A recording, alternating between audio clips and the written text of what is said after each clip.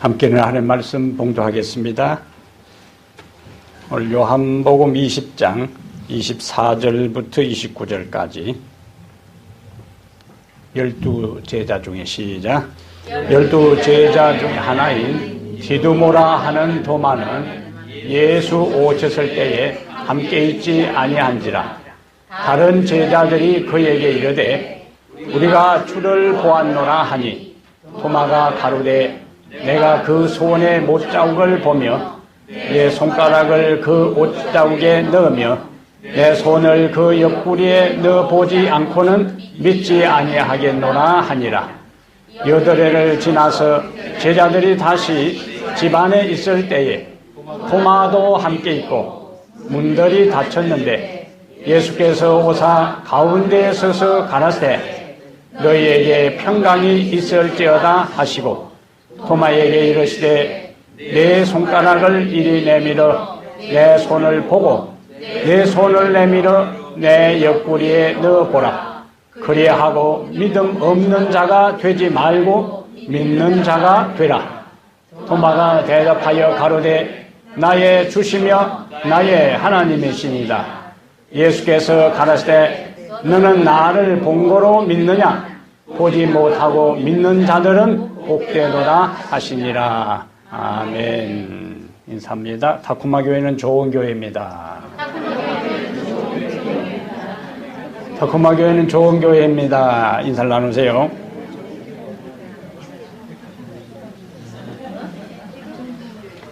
우리가 좋은 말과 긍정적인 말을 많이 사용할 때에 우리의 삶도 우리의 인격도 그렇게 바뀌어져 갑니다. 예. 오늘 요한복음 20장 24절부터 29절을 중심으로 해서 예수 나의 주 나의 하나님, 예수 나의 주 나의 하나님. 한번 따라하겠습니다. 예수 나의 주 나의 하나님, 예수 나의 주 나의 하나님.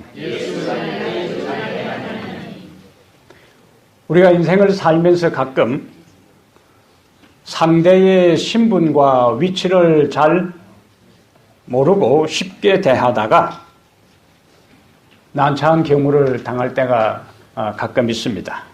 그러다가 상대의 정체를 제대로 아는 순간에 아이고 죄송합니다. 그리고 뭐라고 이야기해요? 미처 몰랐습니다. 미처 알아뵙지를 못했습니다. 그때부터 상대를 바라보는 눈과 대하는 태도가 완전히 달라져요. 우리가 상대를 어떤 존재로 이해하는가 하는 것은 우리 삶에 있어서 관계 형성에 굉장히 중요한 역할을 합니다. 상대가 누구냐에 따라서 나의 태도와 관계 형성에 결정적인 영향을 미친다는 거예요. 예수님에 대해서도 마찬가지입니다. 예수님을 우리가 어떤 분, 어떤 존재로 이해하느냐에 따라서 그분과의 관계 형성이 달라져요. 깊이가 달라집니다. 예수님은 우리에게 어떤 존재인가? 오늘 본문을 통해서 그것을 좀 살피려고 그래요. 오늘 본문에서는 예수님의 부활을 전후해서 예수님을 만난 사람과 예수님을 만나지 못한 사람의 모습이 극명한 대조를 이루는 것을 볼 수가 있어요. 부활한 예수를 만난 사람은 무엇을 해야 하며 부활한 예수를 만나지 못한 사람에 대해 예수님은 어떻게 대했는가, 그리고 그들에게 무엇을 기대하는가 하는 점을 오늘 좀 살펴보겠습니다. 첫 번째는 부활한 예수를 만난 사람은 무엇을 해야 하는가? 부활한 예수를 만난 사람은 무엇을 해야 하는가? 요한복음 20장 24절 25절에 한번 보겠어요. 여러분들이 부활한 예수를 만난 사람이 해야 할 일이 무엇인지를 거기서 한번 보겠습니다. 12제자 중에 하나로서 디두모라 불리는 도마는, 여기 디두모라 하는 것은 쌍둥이라는 뜻이요. 디두모라 불리는 도마는 예수께서 오셨을 때에 함께 있지 아니한지라. 자, 부활한 예수를 만난 사람은 무엇을 해야 하는가라는 것을 염두에 두고 25절을 보세요. 다른 제자들이 그에게 이르되 우리가 주를 보았노라. 그러면 부활한 예수를 만난 사람들은 뭘 해야 된다는 거예요? 자신이 만난 예수, 자신이 보았던 예수를 증거하라. 우리가 지난 시간에 살핀 것처럼 예수님이 부활하셨음에도 불구하고 그 사실을 믿지 않는 사람들은 19절에 보면은 제자들이 한 곳에 모여서 문들을 닫았어요. 다락방에 숨어 있습니다. 왜 숨어 있다고요? 무서워서. 그들도 예수님과 같은 처지에 놓일까 싶어서 두려워서 그들은 숨어 있었습니다. 그러니까 예수님이 아무리 부활하셨다 해도 부활하셨다는 그 사실이 나에게 믿어지지 아니하고 내가 만나지 아니하면은 그 부활은 그 개인에게 있어서는 아무런 의미가 없는 겁니다. 그 개인의 삶에 아무런 영향력을 나타내지를 못해요. 그러다가 예수님이 그 현장에 제자들에게 함께 오셔서 너희에게 평강이 있을지어다. 역사적인 현장인데 그런데 그 현장에 누가 빠졌는가? 토마가 빠졌어요. 토마가 왜 그곳에 없었는지 성경은 침묵을 지키지만은 어쨌든 그 현장에 토마가 없었어요. 그리고는 이제 24절로 연결되는 거예요. 12 제자 중에 하나로서 디두모라 불리는 도마는 예수께서 오셨을 때에 함께 있지 아니한지라. 24절은 23절까지 내용의 요약을 하면서 앞으로 전개되는 이야기에 대한 서론의 역할을 하게 되는 겁니다. 우리가 주를 보았노라. 제자들만 그런 이야기를 한 것이 아니라 그 앞서서 18절에 보면은 누가 그 이야기를 했냐면은 막달라 마리아가 이제는 누구에게 가서요? 제자들에게 내가 주를 보았노라. 내가 주를 보았다. 그러니까 결국 부활한 예수를 만난 사람은 침묵하고 있을 수가 없었다는 거예요. 누구에게? 부활한 예수를 아직도 믿지 않고 알지 못하고 만나지 않은 사람에게 그들을 향하여 침묵할 수가 없었어요. 마리아가 내가 주를 보았다고 했을 때에 그 부활을 증거할 때는 10명의 제자들이었고 그 다음에 10명의 제자들이 우리가 부활한 예수를 만났다고 할 때는 그 소식을 듣는 사람은 도마 한 명이었어요. 한 사람이 여러 사람에게 이야기했고 이제는 여러 사람이 한 사람에게 이야기했어요. 그러나 한 사람이 여러 사람을 향해서 이야기하든 여러 사람이 한 사람을 향해서 말하든 똑같이 중요하다는 이야기.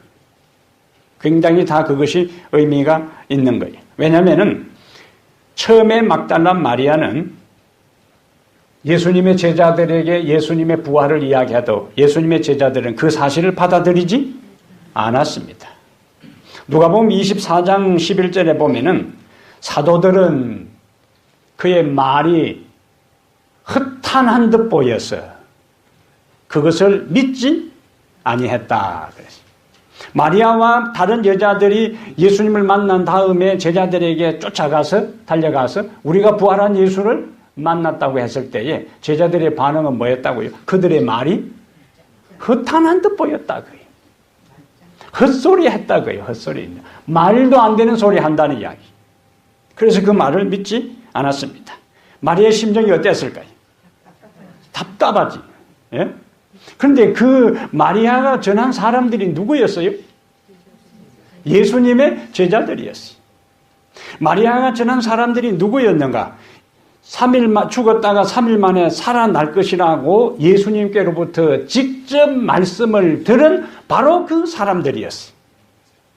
전혀 신앙적 배경이 없는 사람들이 아니고 예수님을 한 번도 만나지도 않은 사람들이 아니라 예수님과 3년 반 동안 함께 있었던 그 사람들에게 가서 예수님이 부활하셨다는 사실을 전했을 때에도 그들이 믿지 않았다는 거예요.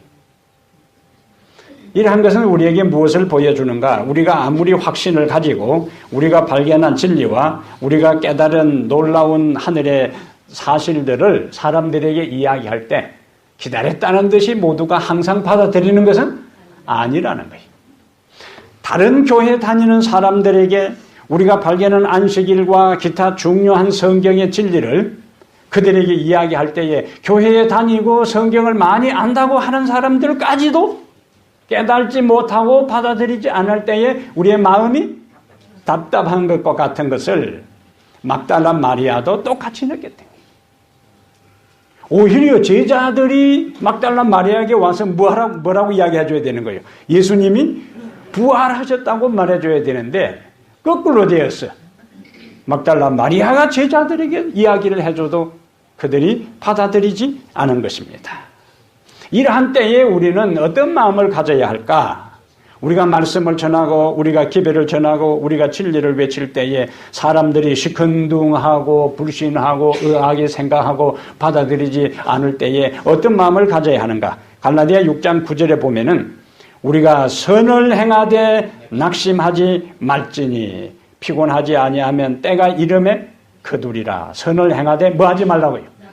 낙심하지 말라. 여기 피곤하지 아니하면 하는 말은 다른 번역에는 포기하지 아니하면 중단하지 아니하면 때가 이름에 거두리라 그랬어요. 처음에는 제자들이 그것을 받아들이지 않았지만은 오늘 본문에서는 그 제자들이 마리아의 부활의 소식을 받아들이지 않은 그 제자들이 이제는 자기 동료 도마에게 뭐라고 이야기해요? 우리가 예수를 보았다. 우리가 주를 보았다. 그래서 지금 거절하고 지금 믿지 아니하고 지금 시큰둥하고 지금 의심한다고 해서 그 사람이 항상 끝까지 그렇게 되는 것은 아니라는 거예요.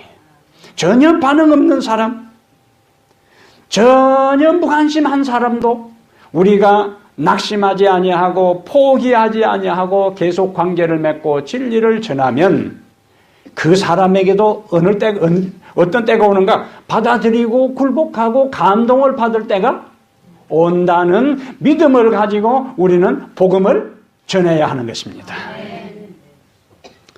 시편 126편 5절과 6절에는 눈물을 흘리며 씨를 뿌리는 자는 기쁨으로 그 단을 거두리로다.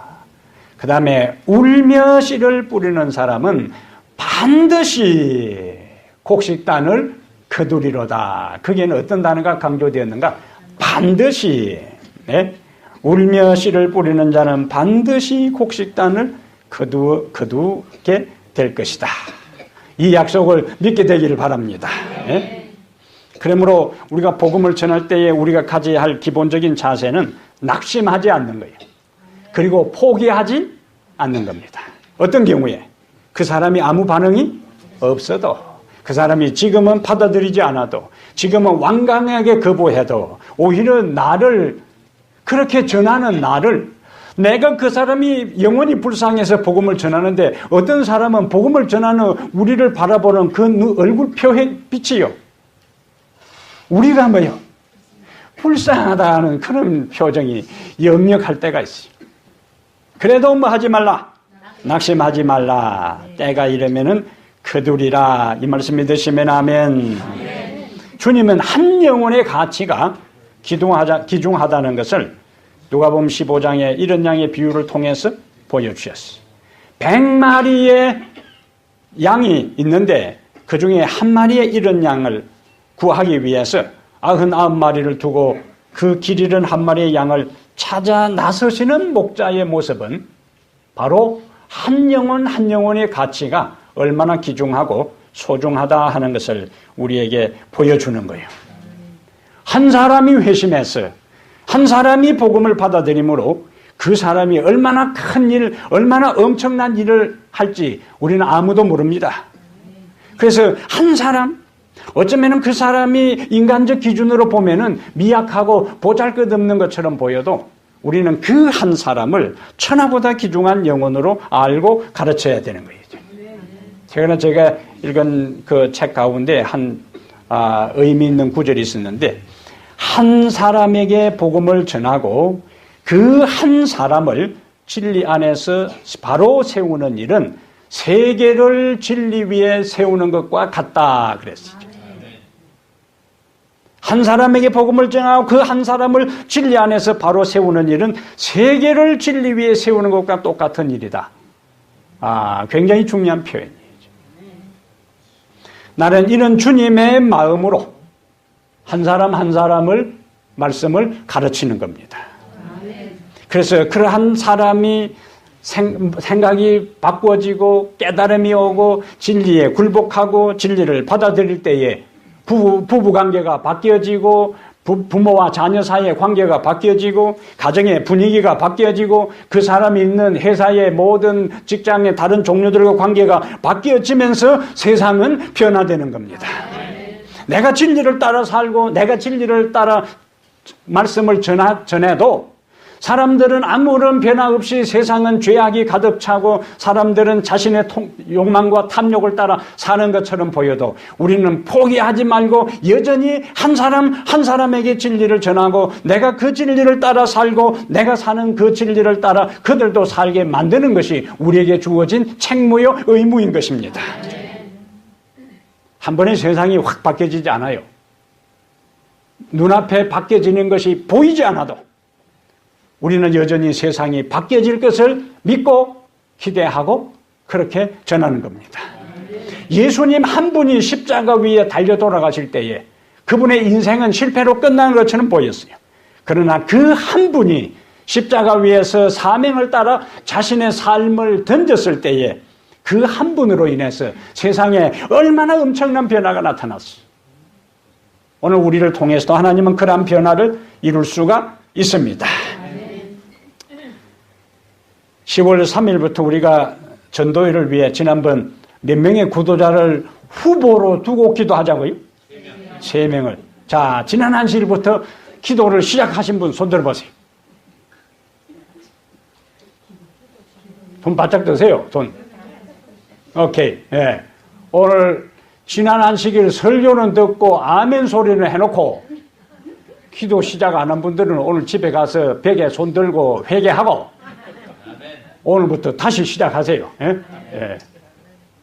설교를 첫날 만날 듣고 아멘을 우렁차게 아무리 해도 내가 그걸 위해서 기도로 시작하지 않으면 그건 아무 소용이 없어요.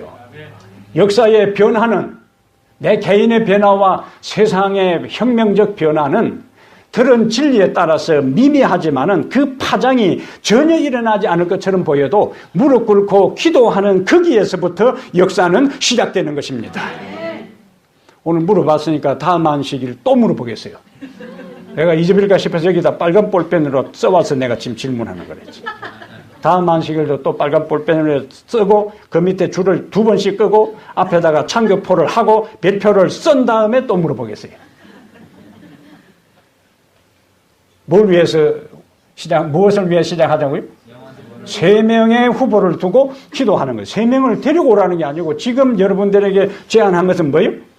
3명의 후보를 두고 기도를 시작하는 겁니다. 그러면 하나님께서 한 단계에 한 단계에 그 다음 단계에 어떻게 해야 될지 끊임없이 하나님께서 지혜를 주시는 거예요. 네? 지혜를. 그러면서 역사는 일어납니다. 그렇게 하기로 결심하시는 분만 아멘. 오늘 보니까 한 80% 아멘을 했으니 20%는 다음 물을 때에 그때 나머지 대답을 하길 바랍니다. 그래서 2016년 한 해는 우리가 우리의 삶에 있어서 새로운 인형표를 세워야 되는데 나 혼자 교회에 나오는 것이 아니고 다른 사람까지도 이제 인도해서 예수님 앞에 할 말이 있는 기쁨의 선물을 드리는 새로운 이정표 한 해가 2016년이 되기를 바랍니다. 두 번째 우리가 다시 본문에 들어가세요. 부활한 주님을 만났다면 또 무엇을 해야 하는가? 부활한 주님을 만났다면 또 무엇을 해야 하는가? 여기 28절에 보니까 도마가 대답하여 이르되 제자들은 도마에게 뭐라고 이야기했고요? 우리가 주를 보았노라. 그 다음에 이제 예수님이 나타나서 도마와 만난 다음에 도마의 고백은 도마가 대답하여 이르되 나의 주님이시요 나의 하나님이시다. 24절에 보니까 도마는 12 제자 중에 하나로서, 도마는 누구였다고요? 12 제자 중에 한 사람이었다. 도마에 대한 그 도마가 어떤 사람일까 하는 것이 단편적으로 성경에 언급되어 있는데, 일반적으로 도마 하면은 뭐하고 연결돼요? 의심 많은 도마. 도마가 얼마나 의심이 많았으면 가스펠송 가운데서도 의심 많은 도마처럼. 그러니까 사람들이 도마 하면은 그냥 무조건 의심 많은 사람, 이렇게 결론을 내립니다. 요한복음 11장 16절에는 나사로가 병들었다는 이야기를 예수님께서 급히 전가를 받아요. 그래서 예수님께서 제자들과 함께 나사로를 치료하고 회복하기 위해서 가려고 할 때 도마가 하는 말이 뭐냐면은, 디두모라 하는 도마가 다른 제자들에게 말하되 우리도 주와 함께 죽으러 가자. 그럼 이때의 도마는 어떤 모습이? 의리가 있는 사람이고 사랑하는 선생과 함께 운명을 같이 하기로 다짐한 사람이에요. 원래는 이 말을 누가 해야 맞습니까? 베드로가 해야 맞아요. 그런데 이때는 베드로가, 왜냐하면 요한복음 9장부터 11장까지 전개되는 상황은 이미 예수님의 적들이 예수님을 잡아 죽이려고 하는 움직임들이 지금 배후에서 전개될 때입니다. 예수님을 따라다닌 제자들이나 그 중에 디두모라 하는 도마는 지금 예수님의 상황이 얼마나 위태로운 상황에 있는지를 알고 있어요. 그래서 이 베다니로 가게 될 경우에는 예수님이 체포되어서 죽을 수도 있는 상황으로 판단하고, 제자들에게 뭐라고 이야기해요? 우리도 주와 함께 죽으러 가자. 그러니까 이 도마라는 사람이 그렇게 의심 많은 도마라고만 낙인 찍고 부정적으로 생각할 사람이 아니라는 거예요. 의리가 있는 사람이었어. 그런데 그처럼 죽음마저도 스승과 함께 하겠다고 다짐했는데, 그 선생 예수가 십자가 위에서 처참하게 죽고 나니까 너무너무 속상하고 너무너무 상심했어. 굉장한 충격을 받은 겁니다. 그래서 십자가 이후에 도마는 제자들과 함께 하지 않았다. 24절에 이야기하잖아요. 12 제자 중에 하나로서 디두모라 불리는 도마는 예수께서 23절까지 이어진 그 사건에서 예수께서 오셨을 때에 뭐라고요? 함께 있지 아니한지라. 19절에 예수님께서 제자들에게 나타났을 때에, 다락방에 있는 제자들에게 오셨을 때에 도마는 그 현장에 없었습니다. 그러다가 25절에 누구에게 그 예수님의 부활의 소식을 들었는가? 제자들에게 그 소식을 들었어요. 그러면 어떻게 반응해야 맞아요? 내가 없을 동안에 오셨구나. 너희들 분명히 봤느냐? 봤다. 주님이 부활하셨구나. 그렇게 받아들여야 맞는 거예요. 그런데 25절에 뭐라고 이야기해요?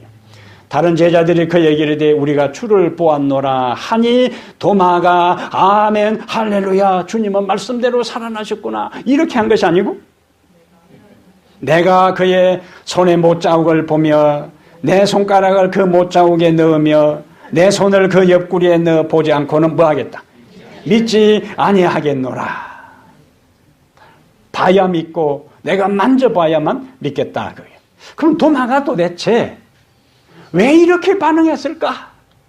언제는 스승 죽으면 같이 죽으러 가자고 했을 정도로 용기백배하고 의리 있던 이 젊은이가 살아났다는 제자들, 그것도 한 명도 아니고 10명이, 그러면 제자들이 도마에게 우리가 주님을 보았다 할 때에 어떤 태도, 어떤 기분, 어떤 마음으로 했을까요? 힘없는 소리로, 불확실한 소리로, 확신도 없이 그렇게 했을까요? 그냥 너무나 그것이 뭐예요? 그들에게는 생생한 현실이고 사실이었기 때문에 10명이 베드로가 이야기하고 또 도마가 갸우뚱하니까 이번에는 요한이 이야기하고, 그래도 갸우뚱하니까 마태가 이야기하고, 돌아가면서 다 뭐예요? 맞다고. 한 명 한 명 본 것이 아니고 우리가 동시에 봤으니까 우리가 헛것 본 것이 아니고 너무나 분명한 사실이라고 그들은 열정적으로 도마에게 이야기를 했을 거예요. 근데 도마는 믿지를 않았어요.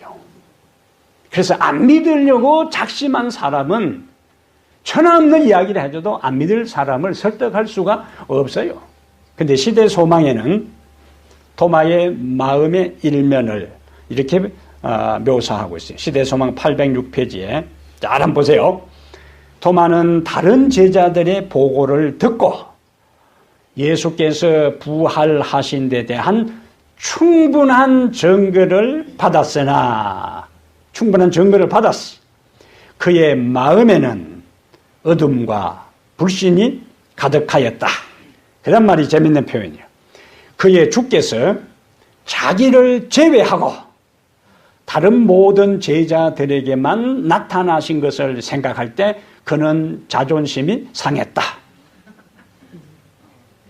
근데 죄가 없었잖아요.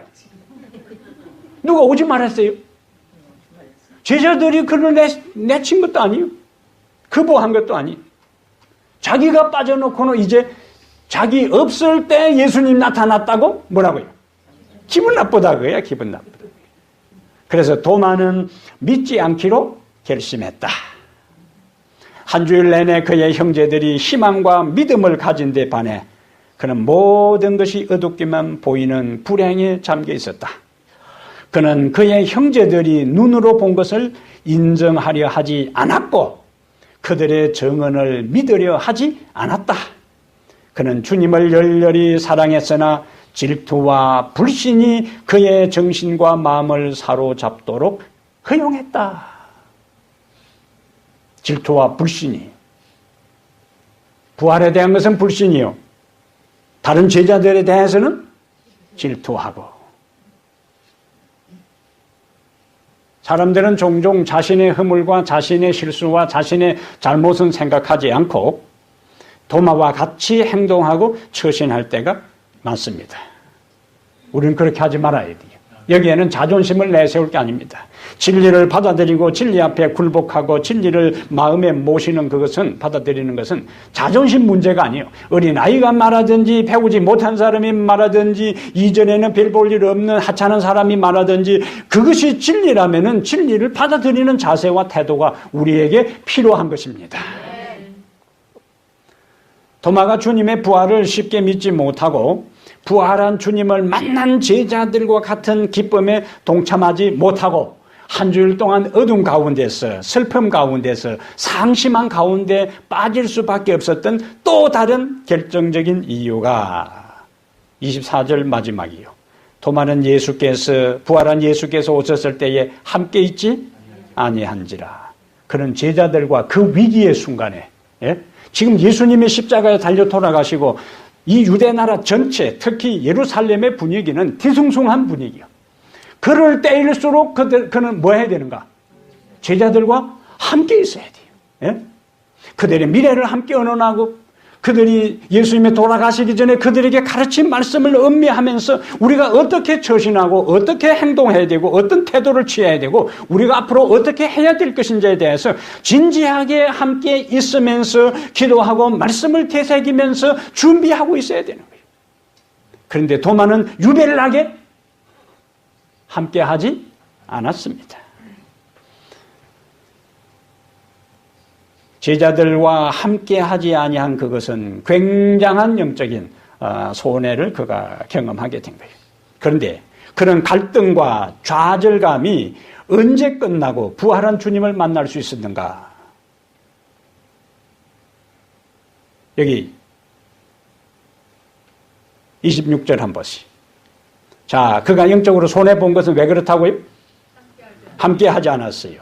자, 그런데 그 모든 함께 하지 아니한 것 때문에 당했던 손실, 갈등, 아픔들이 언제 해결되는가? 26절에 여드레를 지나서 제자들이 다시 집안에 있을 때에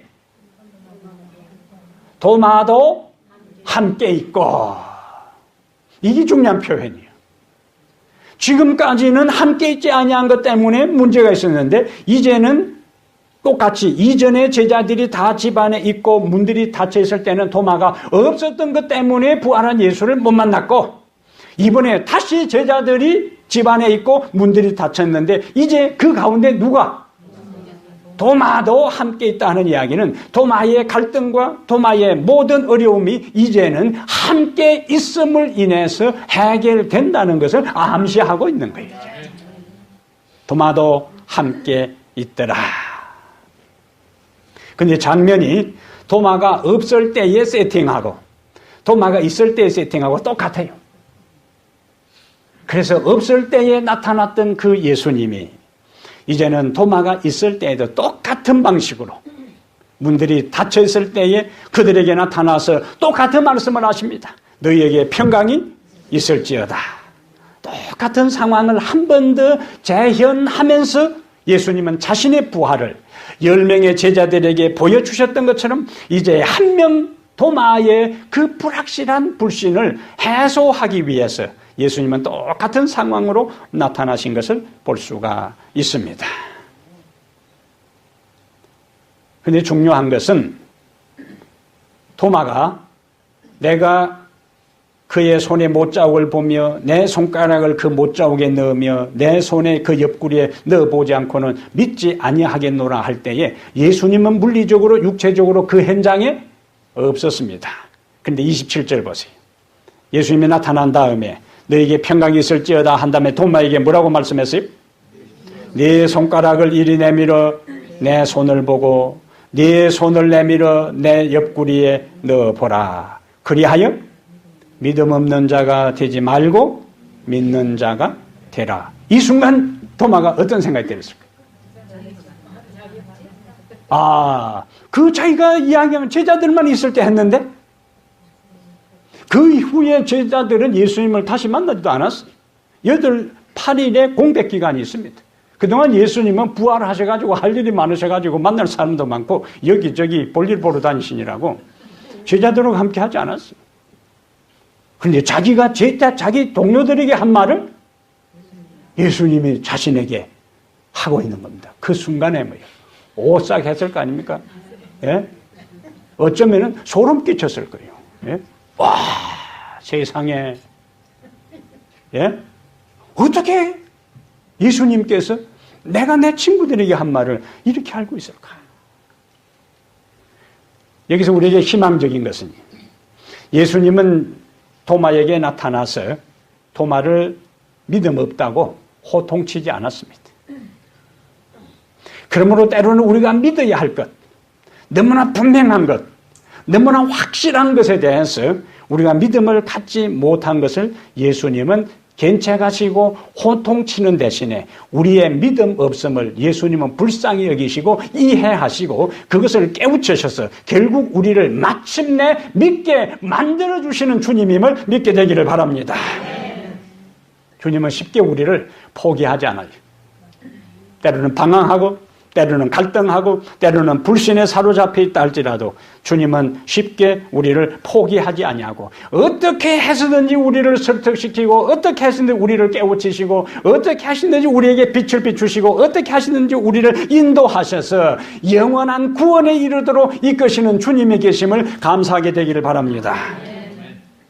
여기서 우리가 또 하나 생각할 것이 있어요. 앞에는 제자들하고 없었다 그랬고 함께 있었다 그랬고 그러면 예수님께서 도마에게 개인적으로 만날 수 있었습니까? 개인적으로 만날 수 있었어요.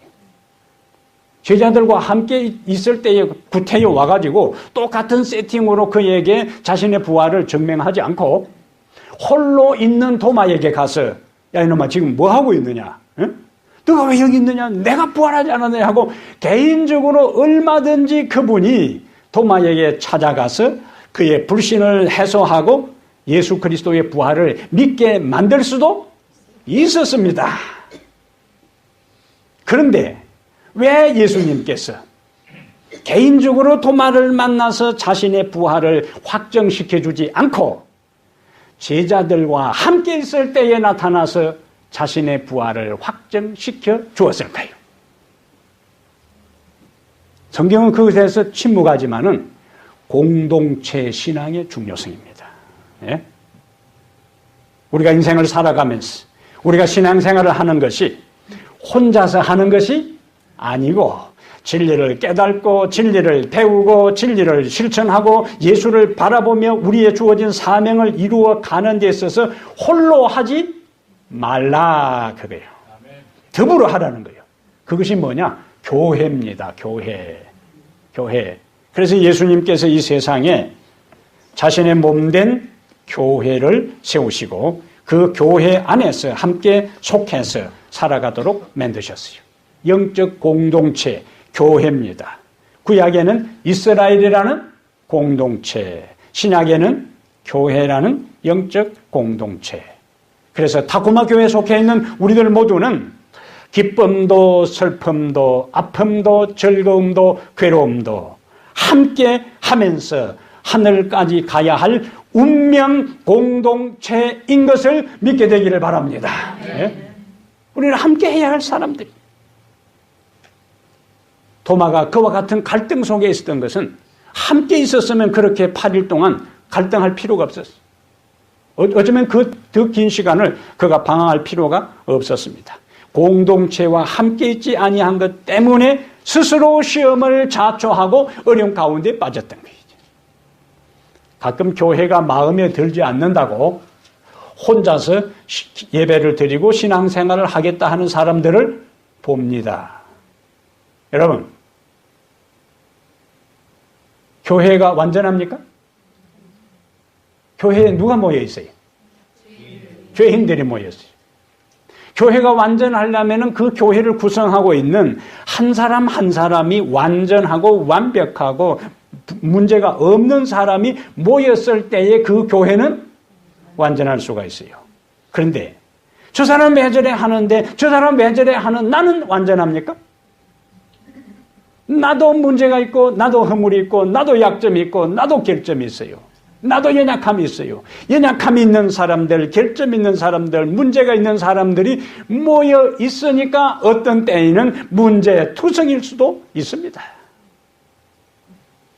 이 세상의 교회는 완전하지 않지만은 예수님의 눈에는 이 세상에 가장 사랑스럽고 눈에 넣어도 아프지 아니할 대상이 뭐냐? 교회입니다. 예? 이 세상의 그 어떠한 아름다움도, 이 세상의 그 어떠한 나라도, 어떠한 장소도, 어떠한 단체도 교회만큼 예수님의 사랑의 대상은 없습니다. 그래서 문제가 있고 허물이 있고 결점이 있어도 기억할 것은 여전히 주님은 이 교회를 가장 사랑하신다는 것을 언제나 기억하고 신앙생활하게 되기를 바랍니다. 떠나면 안 돼요. 여러분 어찌 생각하면은 까마귀 노는 곳에 백로야 가지 말라. 한자 수구에 금묵자흑이라고. 까만 데에 가면 같이 까마귀 문들다고요. 도야청청하리라. 김소월의 시 가운데서도 산에는 꽃이 피네 꽃이 피네. 그리고 저만치 혼자서 피어있네. 저만치. 여러분 하늘은 베드로가 실패한 것도 예수님이 신문 받는 그 현장에 요한은 바짝 따라 붙었지만은 베드로는 멀찍이 따라가다가 결국 시험에 빠졌어요. 우리들 서로의 삶에 있어서 약점이 있고 실수가 있고 허물이 있어도 여전히 주님의 사랑하는 교회임을 알고 나 홀라 독야청청하리라 그런 생각 벗어두고 더불어 살아가야 되는 마음을 갖게 되기를 바랍니다. 그러면 마음에 안 든다고 떠나면은 남아있는 제자들은 기쁨을 경험했지만은 떠난 도마는 오히려 기쁨을 경험하는 대신에 어둠 속에 있었어요. 그래도 정신 차려가지고 제자들하고 함께 있다가 그 인생의 문제가 해결되잖아요. 예? 그래서 이 교회에 어떤 문제가 있고 어려움이 있다 할지라도 여전히 내 자리를 지키고 내가 그 사람이 나를 어렵게 하더라도 나는 다른 사람을 어렵게 하지 말아야 되겠다는 마음을 가지고 자신의 자리를 지키고 역할을 감수하게 될 때에 결정적인 순간에 하나님께서 그러한 사람의 마음을 헤아리고 어여삐 보사 은혜를 경험하도록 역사해 주시는 것입니다. 상처를 만져보라는 주님의 요청에 여러분 생각에 어땠을까요? 예수님이 만져봐라 할 때에 진짜입니까? 만져봐야 되겠다.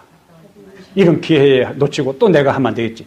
성경은 예수님은 만져보라고 했지만은 요 도마는 확인하지 않았습니다. 왜 그랬을까요?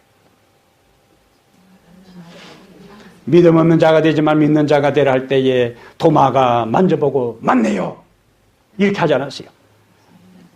만져보라고 한 다음에 28절에 도마가 대답하되 나의 주님이시요 나의 하나님이시다. 도마는 더 이상 증거를 요구하지 않았습니다. 그 주님이 안 계시는 동안에 내가 한 말을 다 알고 나에게 와서 손을 넣어보고 만져보라고 할 정도라면 이분은 누구다? 주님이 틀림없다. 더 이상 증거가 필요 없다는 얘기예요. 그래서 그는 그냥 어쩌면은 바로 그 앞에 무릎을 탁 꿇고 나의 주님이요 나의 하나님이십니다. 아멘. 여러분 그와 같은 결정적 믿음의 고백의 순간이 여러분의 삶에도 나타나게 되기를 바랍니다. 이제는 다른 사람의 이야기가 아니라 내 가슴 속에서부터 터져나오는 그 확신이 나로 하여금 주님을 고백하게 만드는 그 역사가 중요한 거예요. 예? 그래서 여기 로마서 10장 10절에는 뭐라고 했냐면은 우리가 예수를 우리의 입으로 고백할 때에 구원의 역사가 일어난다 그랬어요. 그래서 도마는 뭐라고 했냐면은 주님은 우리의 하나님이요 우리의 주님이라고 말하지 않고 나의 주님이요 나의 하나님이시라. 이것은 도마의 위대한 고백입니다. 회개의 고백이고 그 다음에 충성의 고백이요. 주님이 나의 주님이 되고 나의 하나님이라면 이제는 더 이상 의심하지 않고 이제는 더 이상 나 홀로 갈등하고 방황하지 않고 너무나 분명한 부활의 주님을 위하여 내가 충성하겠습니다. 그리고 도마는 그 고백대로 인도에 가서 복음을 전하다가 순교로서 자신의 충성의 고백을 이룹니다. 오늘 우리들 주변에 의심한다고 그 사람이 항상 의심하는 게 아니에요. 언제 하나님께서 그 영혼 마음에 변화를 일으켜서 예수를 위해서 충성하고 도마처럼 순교의 자리에 자신의 삶을 던질지 모르는 겁니다. 이때 예수님은 29절에 보지 못하고 믿는 자들은 복되도다. 사람들은 다 뭐라고 이야기해요? 봐야 믿겠다고 이야기해요. 근데 본다고 다 믿는 게 아니에요. 엠마오로 가는 두 제자가 예수님을 보았습니까? 보았어요. 예수님인 줄 알았습니까? 몰랐어요. 근데 여러분 재밌는 거네요. 누가복음 24장 36절부터 37절에 엠마오로 가는 두 제자가 예수님을 만난 다음 예루살렘으로 다시 가서 제자들에게 자신이 부활한 예수를 만났다고 이야기할 때에 예수님이 그 가운데 나타났어요. 근데 예수다! 그렇게 한 것이 아니고 저희의 본 것을 영으로 생각하는지라. 한마디로 뭡니까? 귀신 나타났다 그거예요. 예? 예수님이 그들 가운데 나타났는데 뭐라고요? 귀신이다. 그러니까 사람들이 눈앞에 다 보인다고 믿는 게 아니라는 겁니다. 예수님이 직접 나타나도 귀신 나타났다고 한바탕 귀신 소동이 벌어진 거예요. 영의 눈이 열려야 하는 것입니다, 여러분. 예? 성령으로 통하여 우리의 영의 눈이 열려야만이 말씀을 깨닫게 되고 영의 눈이 열려야만이 예수님을 받아들일 수가 있어요. 오늘 사랑하는 여러분, 우리의 눈에 예수의 모습이 보이지 않고 우리가 그 손에 못자국을 만져보지 않고 우리가 그 옆구리에 참자국에 우리의 손가락을 넣어보지 않고 그분이 말씀하시는 육신의 음성이 우리의 귀에 들리지 않고 우리의 손으로 만지지 못하고 귀에 들리지 않아도 주님이 말씀하셨으니까 그 말씀을 믿고 따라가게 되기를 바랍니다. 너는 나를 본 거로 믿느냐? 보지 못하고 믿는 자들은 복되도다. 보아야만 믿겠다고 한 사람들은 예수님 이 세상에 계실 때 부활하시고 40일 계실 동안에 본 사람만 믿어야 되는 거예요.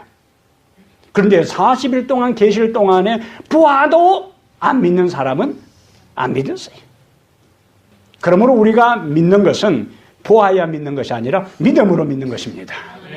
그를 본 사람들이 기록한 말씀을 통해서 예수 그리스도가 부활하셨다는 사실을 우리가 믿을 때 우리의 삶에 놀라운 역사가 나타나게 되는 것입니다. 사랑하는 여러분, 우리의 심령 속에 다시 한번 예수 그리스도가 우리의 주가 되시고 우리의 왕이 됨을 고백하게 되기를 바랍니다. 누가 뭐라더라도 내 신앙을 확신하고 흔들리짐이 없는 믿음의 길을 가게 되기를 바랍니다. 그리고 내가 지금 전하는 그 복음의 말씀에 이 도마처럼 믿지 않고 반응이 없는 사람도 언젠가는 하나님께서 그 영혼을 변화시킬 때가 올 것을 믿고 낙심하지 않고 중단하지 않고 복음을 전할 때 그도 복음을 받아들임으로 우리와 함께 부활의 증인으로서 하늘의 소망을 두고 살아가는 역사의 그 현장, 그 무리에 참여하게 될 것입니다. 예수 나의 주, 나의 하나님, 이것이 도마의 고백뿐만 아니라 오늘 여러분과 나의 고백이 되기를 주의 이름으로 축복합니다. 부활하신 우리 주님이시여, 죽음의 권세 속에 사로잡힌 우리를 부활의 생명으로 살려주시고 새 생명 가운데 살게 하신 하나님의 아들의 놀라운 능력과 생명과 권세를 인하여 찬양하고 감사를 드립니다. 때로는 우리도 주님의 부활을 확신하지 못하고 방황하고 갈등하며 살았을 때가 많습니다. 우리의 신앙의 근본 출발이 주님의 십자가의 죽으심과 3일 만에 살아나심과 하늘에 승천하셔서 하나님 보좌 우편에 계셔서 우리를 위해 날마다 중보하신다는 사실을 믿는 것이 우리의 신앙의 기본임을 저희들이 다시 한번 알고 그 믿음을 고백하며 살아가게 해 주시옵소서. 우리가 복음을 전할 때에 사람들이 시큰둥하고 반응이 없고 때로는 우리의 전한 진리를 무시하는 것 때문에 낙심하지 않게 하시며 한결같은 마음으로 주님의 심정으로 영혼을 아끼고 사랑하는 마음으로 그에게 부활의 복음을 증거하는 자들 되게 하옵소서. 그리하여 2016년 한 해는 우리의 기도한 영혼들이 우리 곁에서 복음을 받아들이고 영원한 구원에 참여하는 것을 친히 체험하고 살아계신 하나님을 찬양하고 영광 돌리는 놀라운 경험을 우리 한 사람 한 사람 성도들이 다 하게 해 주시옵소서. 주님 예수 그리스도가 우리의 주님이 되고 하나님이 됨을 고백하기를 원합니다. 우리의 입에서도 도마의 고백이 나오게 하시고 그 고백한 것처럼 회개의 고백과 감사의 고백과 놀라운 찬양의 고백과 마지막으로 충성의 고백에 기초하여 죽도록 충성하는 저희들 모두 되게 하옵소서. 이제는 우리 주 예수 그리스도의 은혜와 하나님 아버지의 무한하신 사랑과 성령의 감화 감동 내주 충만한 역사가 도마와 같은 신앙의 고백을 통하여 신앙을 하면서 살아가기로 결심한 우리 모든 성도들 머리 위에 이제부터 영원토록 함께 있을지어다. 아멘. 주 이름으로 모여서